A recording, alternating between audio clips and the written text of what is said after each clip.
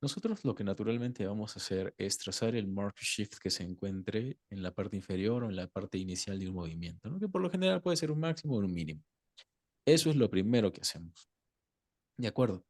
Entonces, mira, vamos a decir una cosa, ¿no? Te lo voy a dibujar. Coloca el gráfico un poquito hacia la izquierda para que me quede espacio en plomo para poder dibujarte. A la Ah, ok. izquierda. Ajá, muy bien. Entonces, digamos que tú tienes un movimiento alcista, ¿de acuerdo? Ujú, Vale, entonces el precio se comienza a mover primero de esta forma. El swing del breaker es este, básicamente, ¿de acuerdo? Y con las desviaciones estándar nosotros tenemos primera desviación, segunda desviación, tercera desviación y así sucesivamente, ¿no? Vale. Entonces, cuando nosotros estamos trazando las desviaciones estándar, el objetivo es tener un nivel de proyección. Para eso sirven las desviaciones estándar. Punto. No tiene mayor misterio. Sin embargo, hay que tener en consideración lo siguiente. Tú, cuando tienes una tendencia alcista, ¿de acuerdo? Se te van a ujú. formar mínimos. Conforme el precio vaya subiendo, se van a formar mínimos. Tienen que formarse mínimos, ¿de acuerdo? Pero, primer Ok. punto, cuando se alcanza la primera desviación estándar, vas a prestar mucha atención a cada uno de los mínimos que se vaya formando en una tendencia alcista, o si es que estamos en una tendencia bajista, le vas a prestar atención a los máximos. Cuando se alcance la primera desviación estándar, ¿ok? Ok. ¿Por qué? En este caso, mira, yo acá tengo un mínimo, ¿verdad? Y Ujú, yo sé que este es un market shift alcista y bla, bla, bla, y yo sé que acá se rompe el mínimo y se rompe el máximo. Aquí la gran pregunta es, ¿debo actualizar mi rango de desviaciones estándar? Todavía no. En este caso no, porque todavía no has alcanzado la primera desviación estándar. Todo tiene ok. una razón de ser. Primero te estoy dando las reglas, ahora te explico el por qué.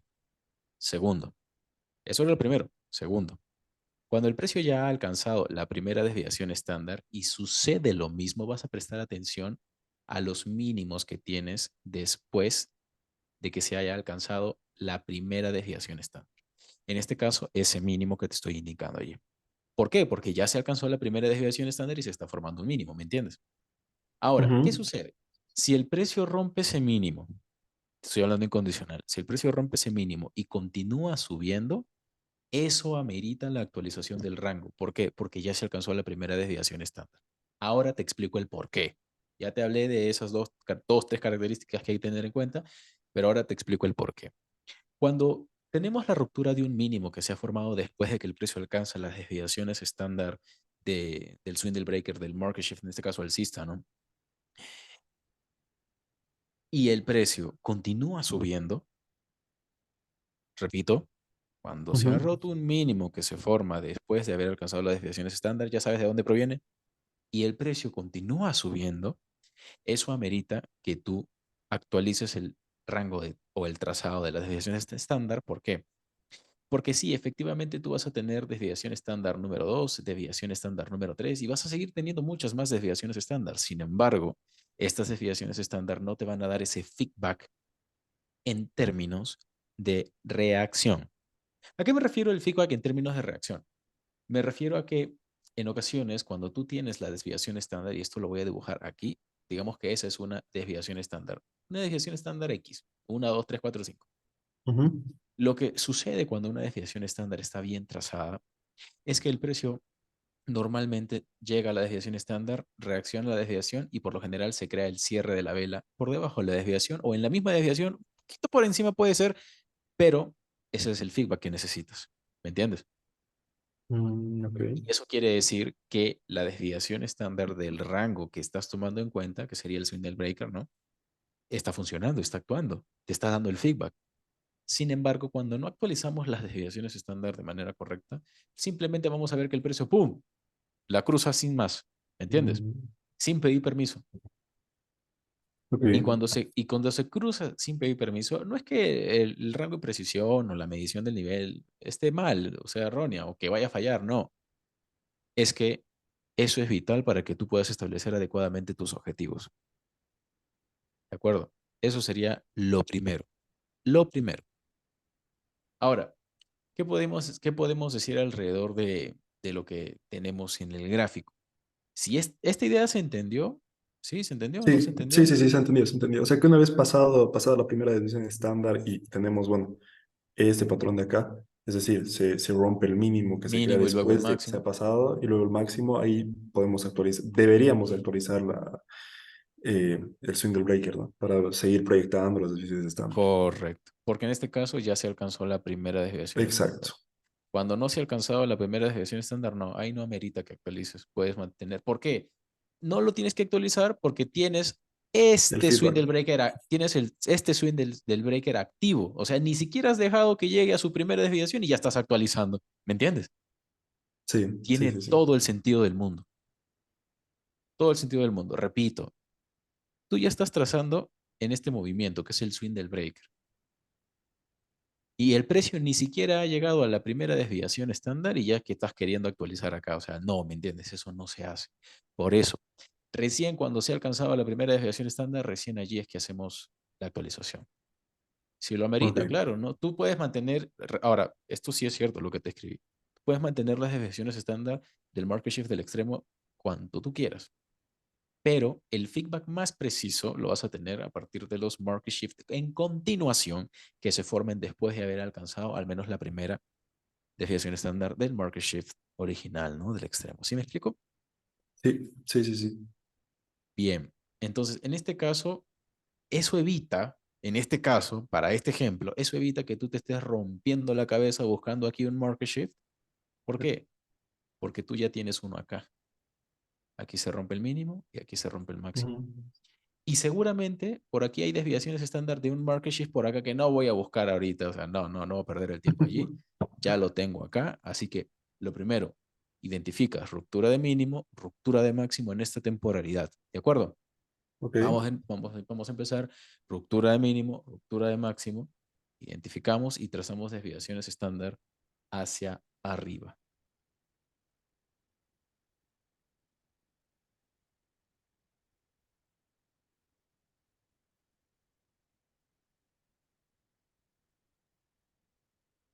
El 0 y el 1 vamos a colocarlo con color negro y el 50 con azul. ¿Sí? ok, Para que no sean colores tan claros. La opacidad ponla al 100% para que se note bien. El uno, ajá, ok. Y el 50% en azul. Al costadito del celeste, toda la opacidad. ok, Vale, genial. Listo. Bien. Esto es lo que necesitas entonces. Ahora, primer punto de referencia, ¿qué vas a hacer? Vas a colocar la desviación estándar actual. ¿De acuerdo? Perdón, colocar una línea semirrecta horizontal, que es esta de acá, la semirrecta horizontal. En la primera desviación estándar, pero no la coloques a la derecha de las velas, colócalo encima de las velas, ¿de acuerdo? ok, Para que se note correcto ahí. No tienes que ser preciso en el nivel, simplemente coloca una línea y vamos a trazar la siguiente, solo esos dos niveles. ¿Por qué trazamos esos dos niveles? Porque como regla, solamente vas a tener o utilizar un Fibonacci en el gráfico, ¿entiendes? ok. Un Fibonacci en el gráfico, no más. Un solo Fibonacci en el gráfico. Y al final lo retiramos. Ya, exactamente. ¿Eso qué evita? Evita que, por ejemplo, si tú te vas a una hora y quieres marcar desviaciones estándar, vas a tener un montón de Fibonaccis trazados, un montón de líneas trazadas y te vas a confundir. Vas a decir, ¿qué era esto? ¿Qué era esto? ¿Qué era el otro? Voy a revisar, ¿qué era esto? ¿Me entiendes? Si, si, Ujú. si te pasa eso, ya estás haciendo las cosas mal. Porque tú tienes que saber qué es lo que estás trabajando, ¿me entiendes? Por esa razón, borramos los Fibonacci que no nos sirven, marcamos simplemente las dos líneas que vamos a usar y listo. Mira, primer paso, identificación del market shift. Aquí tenemos un market shift en continuación. Segundo paso, identificación y proyección de las desviaciones estándar del swing del breaker del market shift. Ya está, una, dos, listo, perfecto. Tercer paso, vamos a trazar un desequilibrio en esta misma temporalidad, todo en esta misma temporalidad. Pero vas a trazar el desequilibrio más cercano al precio, no uno que esté a 4 kilómetros de él. No. ¿Cuál es el desequilibrio más cercano del precio? Cuando hablo de desequilibrio me refiero a fair value gap, vacío de liquidez. Ajá, ajá, ajá. Muy bien. Ok. Los niveles en temporalidad diaria los colocamos con naranja. Sí, Naranja, ok, sí. Y vamos a configurar la visibilidad para que se vea en días, horas y minutos. Ahí no se ven horas, vamos a colocarlo muy bien. ok. Ahora, mira tú. Esto es lo único que necesitas. Sin embargo, no sabemos qué hora es aquí, así que vamos a darle a Go to Next Day Open. Oh, ok. Listo. Primer paso. Tenemos el Next Day Open. Básicamente el precio ha salido por la parte superior del Fair Value Gap. Trázalo bien. No está bien trazado ese Fair Value Gap.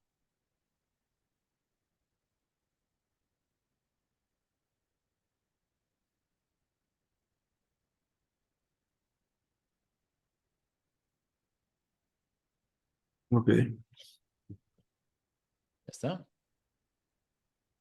Sí. Genial. Ya no hay más nada que hacer aquí, así que nos vamos a una hora.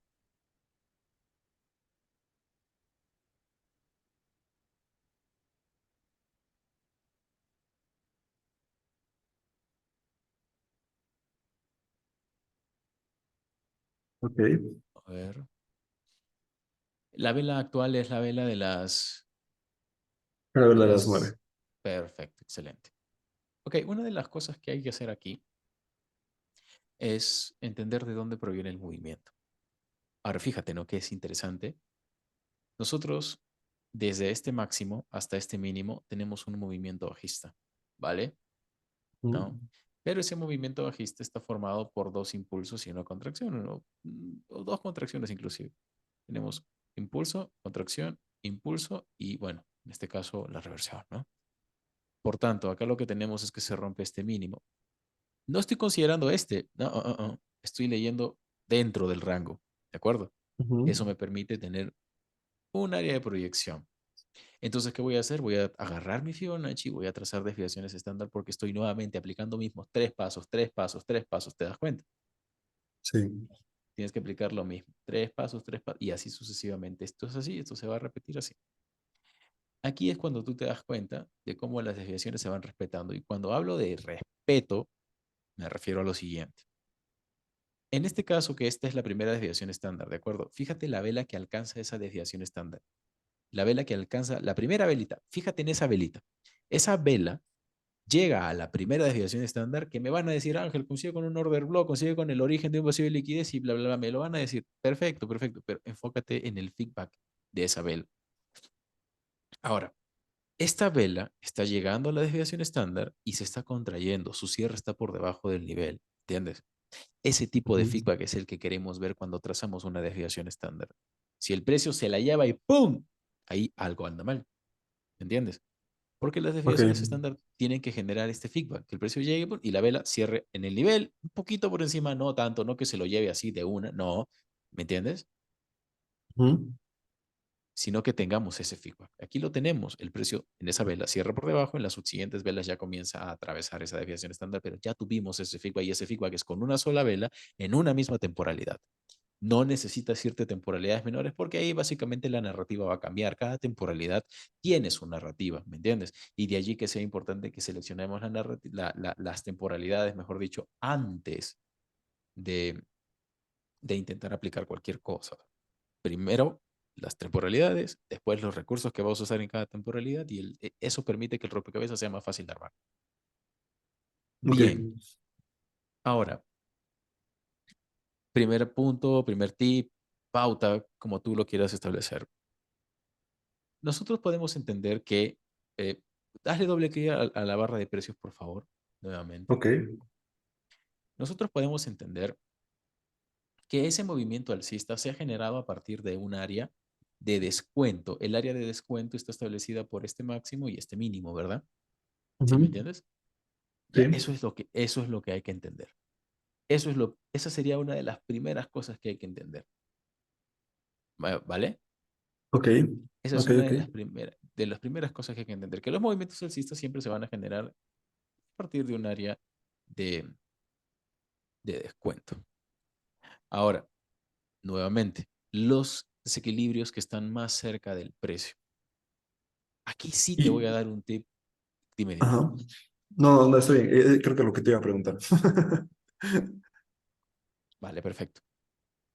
Vamos a trazar los desequilibrios que estén más cerca del precio.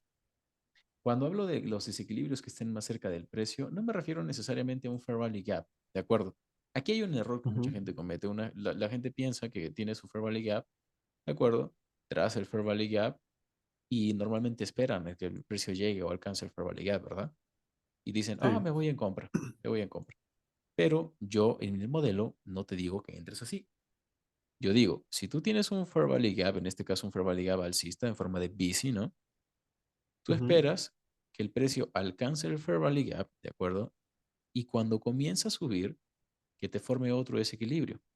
De esa manera tú trasladas el Fair Value Gap inicial y tu entrada va a estar en el desequilibrio más reciente y vas a proteger por debajo del segundo desequilibrio, que está más abajito.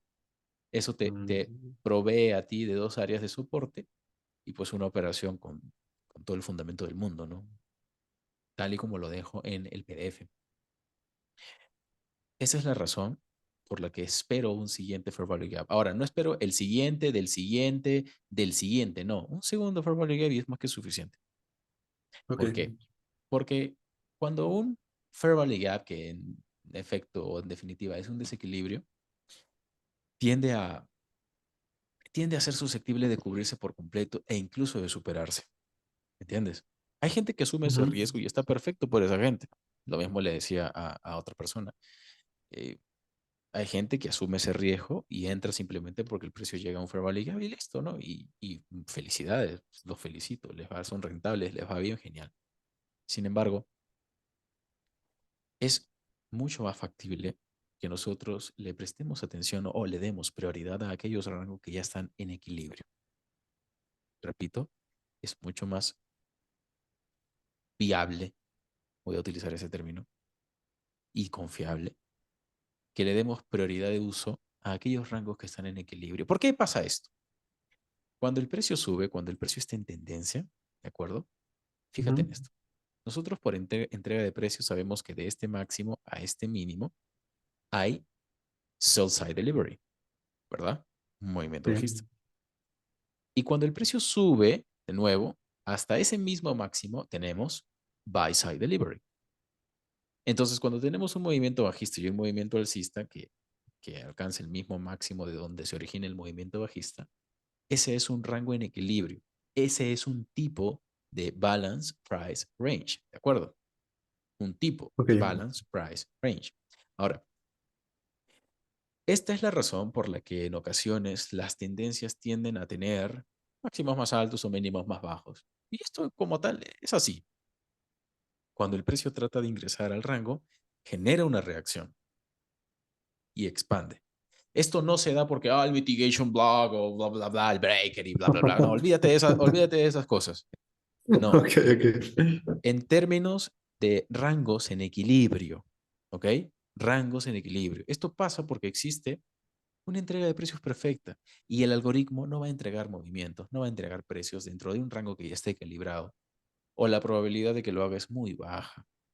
La única manera de entender que lo va a hacer es cuando el precio ingresa a un rango que ya está equilibrado con cuerpos de vela, por ejemplo, ¿vale?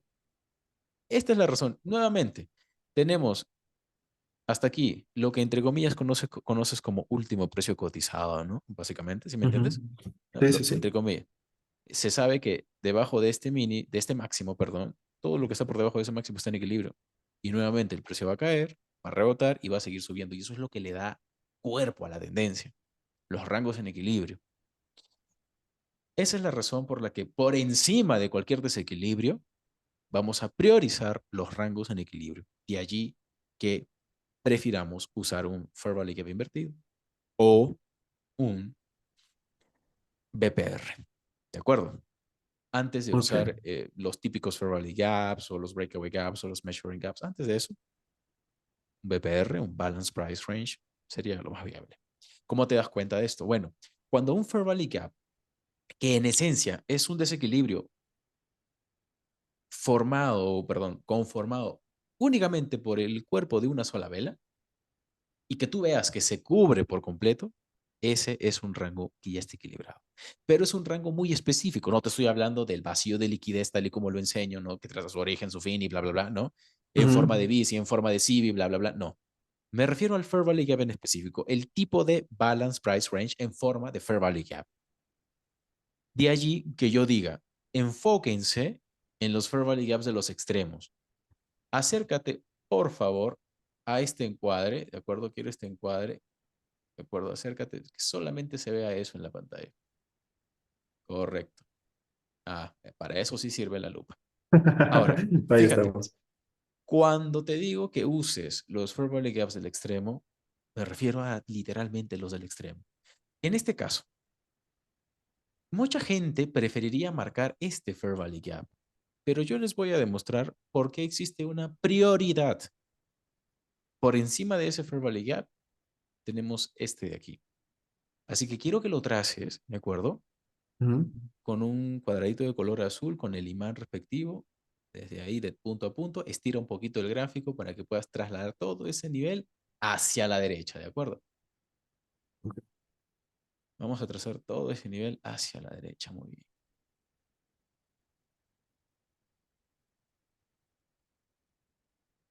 Con azul. Y la visibilidad, no te olvides de configurar la visibilidad, por favor. Configuración, visibilidad, que solo se vea en horas y minutos. Punto. Ahora, date cuenta, ¿no? La vela de las 8 de la mañana alcanza exactamente ese nivel. ¿Y qué es eso? Eso es un BPR. Tiene todavía características de BPR. ¿Por qué? Porque el BPR lo vas a usar para el lado opuesto, ¿de acuerdo? En sentido Ujú. opuesto al sentido del Fair Valley Gap. En este caso, cuando tú tienes un Fair Valley Gap en una vela alcista, entre comillas, lo usas para comprar, ¿no? Sí. Pero Pero el VPR cuando para se... vender. Exactamente, eso sería la primera pauta. Pero, ahorita tienes una idea de venta, es decir, ya estás capturando la información para tener la dirección, ¿me entiendes? Ya, Ujú. perfecto, a eso quería llegar. Sin embargo, y creo que esto no lo he mencionado en ningún video hasta el momento de hablando con Acá Trailers, sin embargo, debes ser lo suficientemente capaz de darte cuenta de